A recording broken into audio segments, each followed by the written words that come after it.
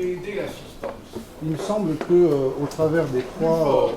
Il me semble qu'au travers des trois communications, ce qui est apparu, c'est cette problématique un petit peu intemporelle. Qu'est-ce qu'on peut faire subir aux patients?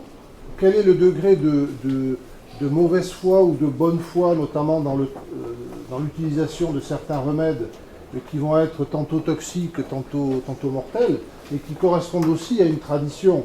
Le cas de l'or potable, même celui du mercure, effectivement, on retrouve, et au Moyen-Âge, Laurence Moulinet en parlera bien mieux que moi. Moi, je le vois un petit peu, effectivement, encore au XVIe et au XVIIe siècle, ça commence tout de même à décliner.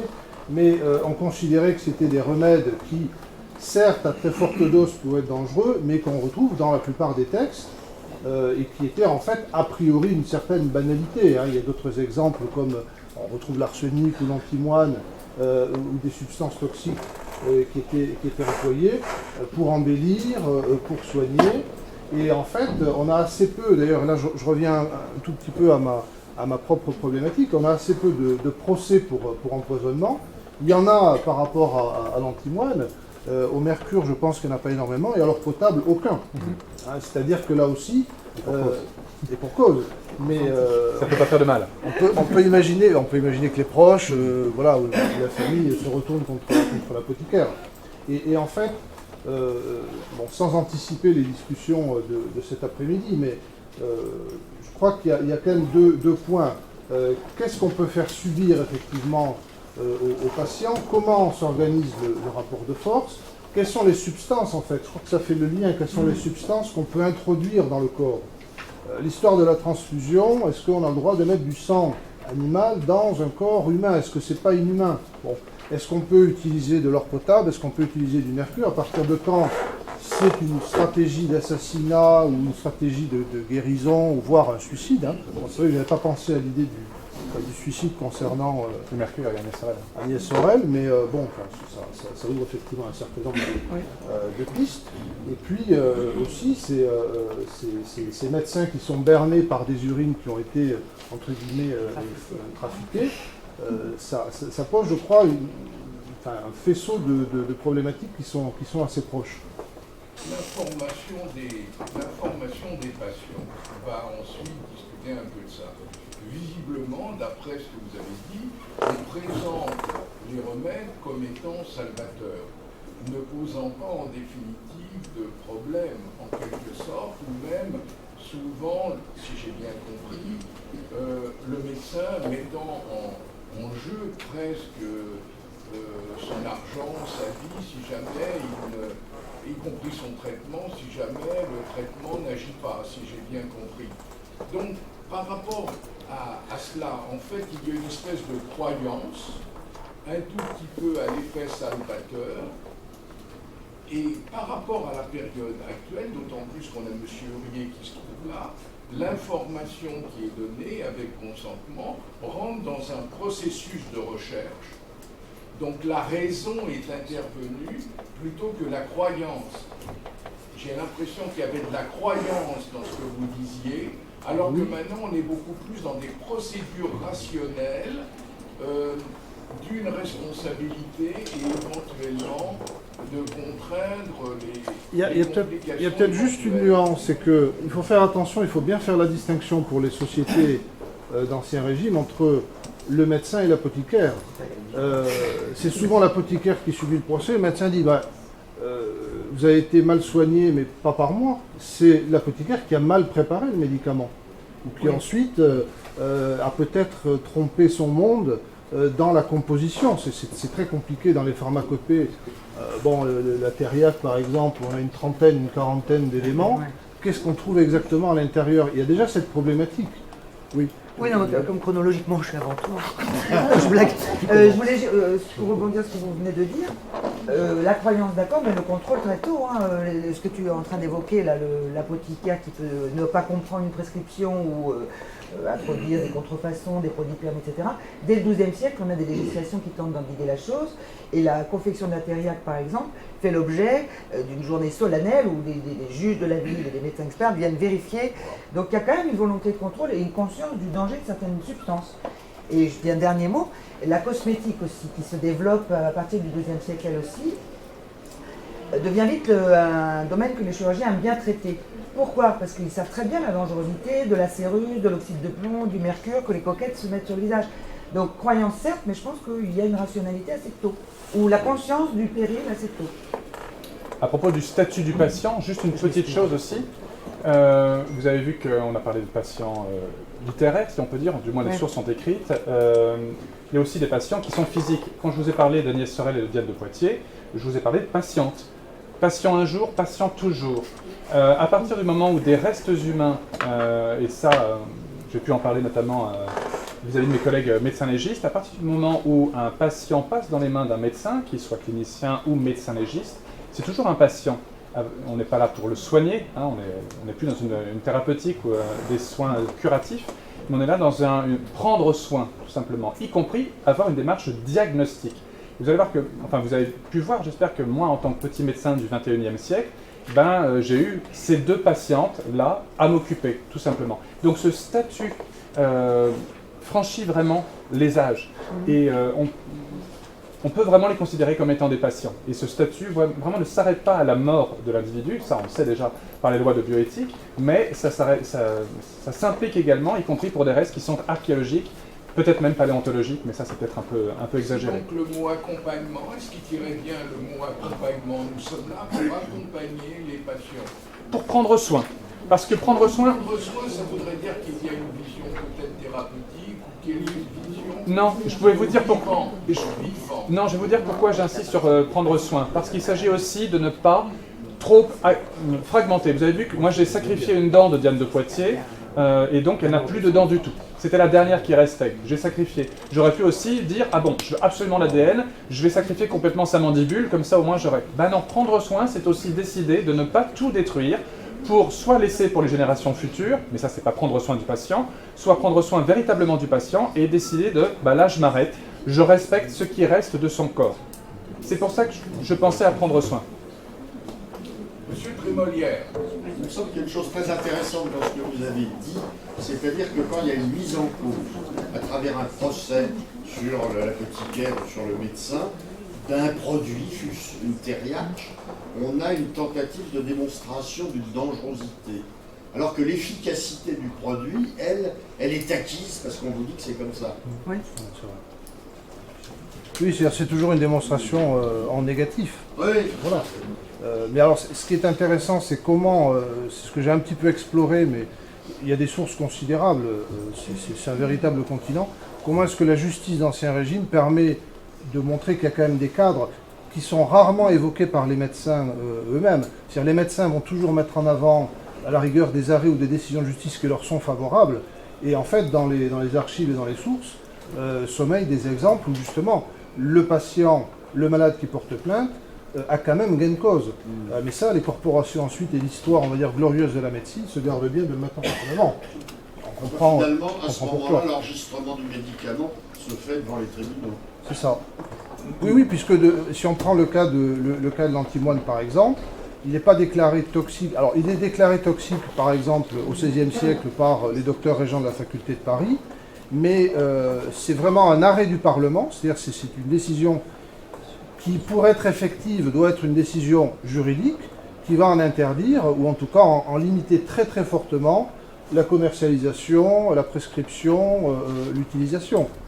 Et là, on s'aperçoit que dès le XVIe et XVIIe siècle, les juges, en fait, donc ce qu'on appelle les parlementaires, donc les tribunaux, ont un pouvoir en matière de santé publique, de circulation des remèdes, voire de traitement, qui est considérable. Mais encore une fois, toute une historiographie médicale au XVIIe et XVIIIe siècle a tenu un petit peu dans l'ombre cette réalité, notamment aussi parce qu'il y avait des liens très étroits en termes sociologiques entre les juristes et les médecins qui souvent ont fait des études assez proches, ou en tout cas comparables, et occupé des postes parfois de responsabilité. Il y a des liens familiaux aussi très étroits entre ces médecins et ces juristes. Mais les médecins ont plutôt oublié que les juristes se sont très souvent opposés à eux en réalité. ça, surtout à Florence, au XVe siècle. Voilà.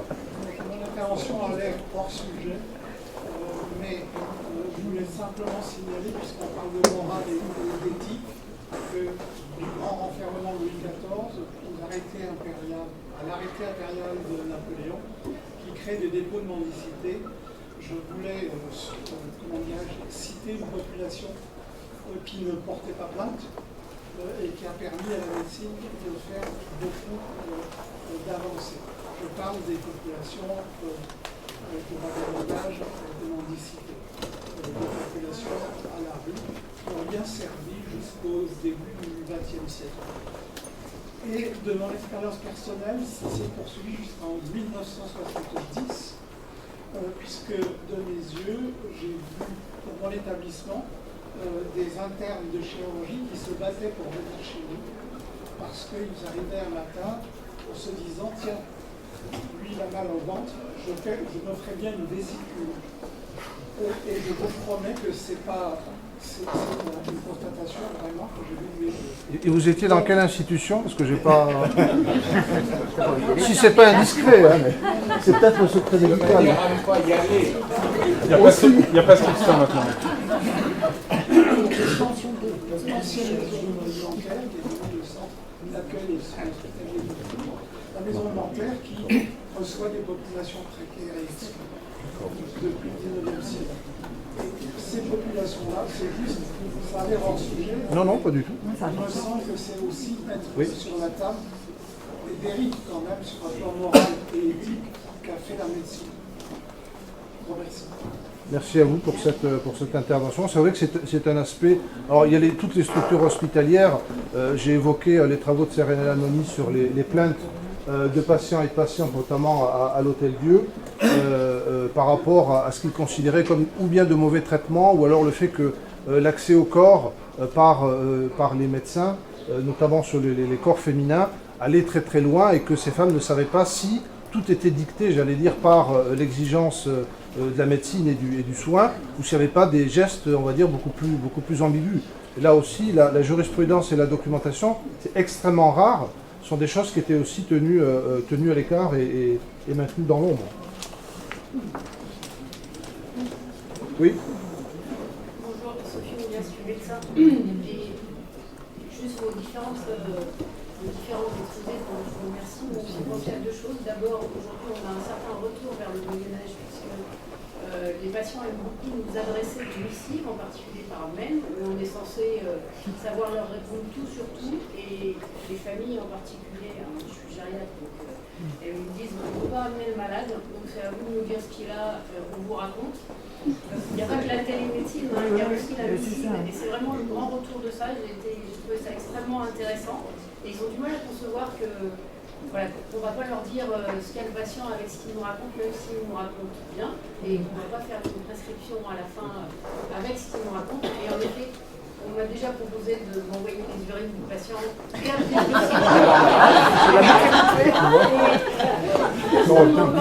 pour la prochaine fois. Mais voilà, c'est quand même...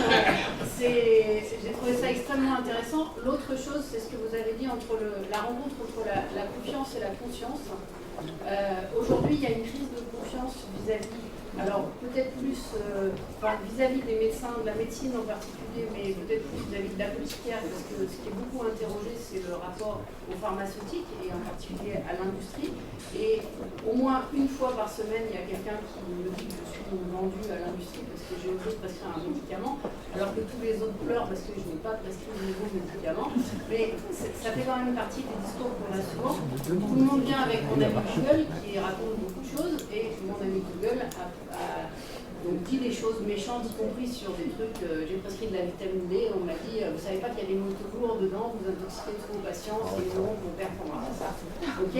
Mais de l'autre côté, quand on pose des interrogations, enfin quand on interroge sur les pratiques parallèles, je ne vais pas demander aux gens de cette pièce de lever la main, mais tout le monde a déjà avalé des trucs qu'il trouve à la pharmacie ou qu'il a trouvé sur Google avec de la tisane himalayenne pour dormir, qui contient en fait des barbituriques, mais personne ne le sait, avec des sels de machin, des sels d'or, enfin des différents trucs. Puisque c'est dans Google et qu'il y a... Nous on dit c'est des charlatans parce que c'est une position défensive de la science, mais c'est aussi ce que vous racontiez en fait. Il y a des spécialistes qui ne sont pas qualifiés par la faculté et qui viennent vous expliquer que tel procédé, qui est peut-être bien d'ailleurs, hein, mais est bien mieux que tout ce que la science propose. Tout le monde achète ces trucs-là, ça coûte une fortune. Il y a un mode de communication particulier, il y a même des mecs qui s'appellent docteurs et qui vendent ça. Enfin, tout le monde a déjà reçu des mails de ce type-là qui sont extrêmement bien faits. Et quand on interroge derrière, ils vous disent tous qu'il y a des tonnes d'études scientifiques qui prouvent ce qu'ils disent. Quand vous allez lire les études, il n'y a rien dedans. Et donc pourquoi pas faire de la recherche là-dessus? Moi je trouverais ça très bien. Mais en tout cas, on a un vrai problème en tant que professionnel de santé, c'est qu'il y a une vraie crise de confiance et qu'on est obligé aussi d'aller regarder ce que sont ces autres thérapeutiques pour pouvoir avoir une écoute vis-à-vis de nos patients qui viennent pour des intoxications aussi à ces produits-là. Alors, je n'ai pas revu d'intoxication au sel d'or depuis très longtemps, mais parce que ça existe encore maintenant, enfin, il n'y a pas que Diane de Poitiers, hein, ça existe toujours aujourd'hui, les intoxications au sel d'or. Mais par contre, on voit des intoxications aux produits d'aromathérapie, avec des patients qui arrivent avec des intoxications massives, avec des intoxications neurotoxiques, hein, à l'huile essentielle de lavande, à des choses comme ça. Parce que tout le monde pense que c'est bénin, parce que forcément c'est un truc naturel. C'est les plantes, ça ne peut pas faire de mal. Voilà. Et quand on leur dit, mais tous les médicaments sont des plantes au début et après c'est le génie chimique qui permet de changer les choses, je pense qu'il y a vraiment une crise. C'est drôlement bien l'histoire parce que ça nous permet aussi de détricoter les choses dans l'autre sens et peut-être d'essayer de trouver des pistes pour répondre à nos problèmes actuels. En tout cas, merci. Merci à vous. Monsieur. Écoutez, moi je vous remercie parce que Agnès Sorel et Diane de Poitiers, je ne me rappelle plus très bien ce qui leur était arrivé, ça fait un petit moment. Et je m'aperçois que Diane de Poitiers et Agnès Sorel étaient beaucoup mieux protégées au niveau de la responsabilité des apothicaires, parce qu'actuellement, les médicaments qui sont mis sur le marché, donc ce sont toujours les mêmes substances. Elles sont peut-être mieux emballées, mieux présentées, elles ont la pilule d'or, etc. pour l'emballage, mais c'est toujours les mêmes substances, c'est toujours les mêmes produits. Il n'y a rien de nouveau sous le soleil. Et le problème actuel, c'est qu'il n'y a aucun contrôle. L'autorisation de mise sur le marché, elle est purement administrative. C'est-à-dire qu'on livre un spire-mort de papier à l'agence de sécurité dite sanitaire, sécurité dite sanitaire, bon, c'est un mot un peu excessif, puisque actuellement, ils sont renvoyés en correctionnel. Mais l'ancien président que j'interrogeais lors d'une conférence, le professeur Marinchini, me disait, mais monsieur Imbert, c'est un reçu, nous n'avons aucun contrôle. Nous n'avons aucun contrôle sur les essais thérapeutiques. Les essais thérapeutiques, c'est du bidon. C'est pas moi qui le dis, c'est... Voilà, je suis pas d'accord. Vous n'êtes pas d'accord, mais c'est comme ça. Vous n'avez aucun contrôle et la pharmacovigilance, elle n'existe pratiquement pas. Elle n'existe pas. Moi, je pense que la problématique, alors je ne remets pas complètement en question ce que vous dites, mais je pense que la problématique est de savoir, alors, on contrôle, il faut un contrôle du contrôle, et jusqu'où on remonte. C'est-à-dire qu'à un moment donné, je pense que le fait de rajouter des certifications d'organismes dits indépendants, il y aura toujours un doute. Et je crois que quelque part, par rapport au fait qu'on ne guérit pas de toutes nos maladies, ça entraînera le fait qu'il y aura toujours une contestation, il y aura toujours une jurisprudence, ou en tout cas dans la presse, sur Google, dans des livres, des débats en disant oui, il y a eu tous ces certificats, et en même temps, ce remède, on s'est aperçu plus tard que le problème de l'histoire aussi, c'est qu'on peut l'utiliser de façon négative, j'allais dire un peu malveillante, pour expliquer que de toute façon, la plupart des remèdes à un instant T qui sont considérés comme bons seront disqualifiés, seront critiqués, seront remis en question à un instant T plus 1, c'est-à-dire dans 50 ans, dans un siècle. Mais est-ce qu'à un moment donné, ça ne risque pas d'entraîner une forme de suspicion généralisée en disant de toute manière, il y a bien un scandale qui éclatera, je suis certain que ce médicament ne vaut rien et que c'est un laboratoire qui a inventé un produit pour le commercialiser qui est très très cher. Oui. Nous sommes dans une société de fake news, alors il y a des choses qu'on ne peut pas laisser dire. J'ai travaillé 25 ans dans la totalité des commissions des agences de médicaments en France et en Europe. Laisser entendre aujourd'hui, même s'il y a des failles, que l'évaluation du médicament c'est n'importe quoi et ça ne repose sur rien, c'est pas raisonnable, c'est pas sérieux, c'est une fake news absolue. Que ce soit pas parfait, on est d'accord. Et débat après, annuel. la dernière intervention, parce que Oui, il y a la pause. c'est vrai. Et moi, je vais sortir du côté pharmaceutique. En fait, moi, j'encadre des médecins dans des institutions et en PMI, en santé scolaire. Et en fait, j'ai été très intéressée par la question du risque à faire et du risque à ne pas faire. Parce qu'aujourd'hui, on a beaucoup de gens qui disent je ne fais pas ça parce que je n'ai pas le droit et qui ne se posent pas la question de et si je ne le fais pas, à quoi j'expose mon patient et surtout sur la question de santé globale. Et voilà, moi j'ai été intéressée de cette question du risque à faire et du risque à ne pas faire dans un contexte global, alors pas forcément du soin, mais le soin au sens du care, du faire attention. Et je trouve que, enfin voilà, moi ça m'a beaucoup intéressé cette notion. C'est une notion qui donc est à peu près définie. Il commence à y réfléchir à partir des années 1830-1840, mais sur une base en fait de calcul un peu probabiliste, d'une répartition, pas par pertes et profits, mais quasiment. Et ça, c'est une approche en fait qui est assez neuve. Elle n'est pas codifiée ou explicitement indiquée telle qu'elle dans les traités médicaux jusqu'à la Révolution française.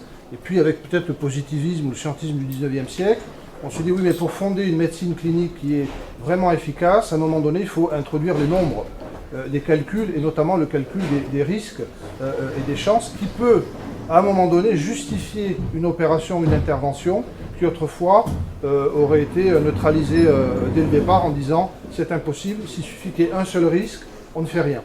C'était le problème de la transfusion. Si vous voulez bien, j'ai une question à vous poser. Il est 11h30. Théoriquement, on devrait passer à la future intervention. Est-ce que vous êtes d'accord qu'on passe la pause? Oui. D'accord.